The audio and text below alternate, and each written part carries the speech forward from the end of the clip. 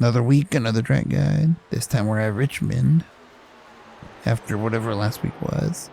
Car was real slidey, but anyways, no time to talk about that now. Keys to the race card. 1 tires, why do I even say it? But you know it's there.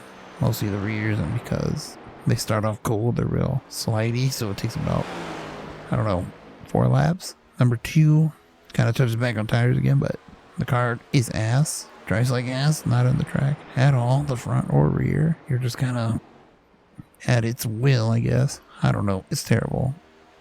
I feel it is. Maybe it's just me, but yeah. And number 3, it's your typical iRacing short track, so expect tons of wrecks. Mostly Alpha 2, because, well, it's not in the track. And there's one more thing I forgot to mention. You might need to shift from 4th to 5th, back to 4th. I don't know. I don't do it in this video or at the beginning, but you might eventually. So let's get to pit road, and then we'll talk about the lap.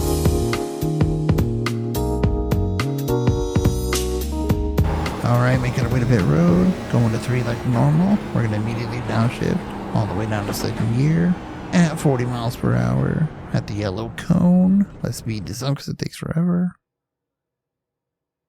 There's your pit speed exit. Keep it under the yellow line. Your blue cone will be Alpha 2, which you'll see right there. Anyways, onto the lap. Alright, fixed setup, fixed weather. Well, yeah, at least as fixed as the weather's gonna get. Remember, it fluctuates now. It depends whatever you get forecasted, which is pretty dumb for fixed series, but it's alright. I did a session with the 21A. That was in like 80 track time. This is a 70 some track time. Except this one pissed me off the most. You didn't see it. It was a lot of cut footage of me just raging because I could not get to a decent lap time. Anyways, we're here. Only changes I made to the set was the brake bias down to 44.1. And that's it. I didn't change anything else. Which gave me a 21.7. And let's just see how this lap was done, then we'll talk about it. Also, this is lap 2. You want to get a nice good run off the corner.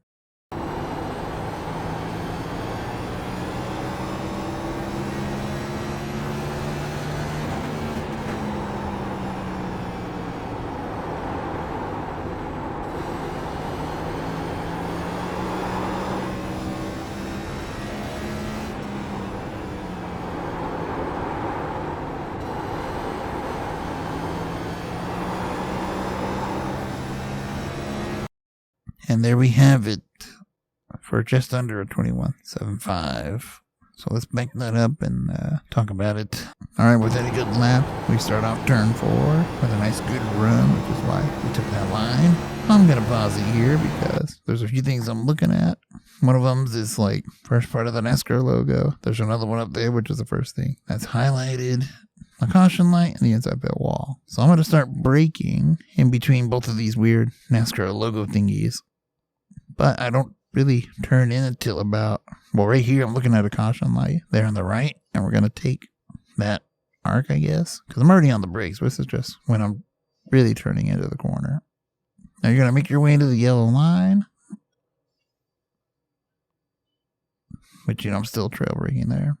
We don't want to turn down too quick. But once you feel the rotate back to the left, that's when you'll pick up the throttle. Not too much, or you'll end up with, well, you'll see that ridiculous slide that I had on exit because the car does not grab.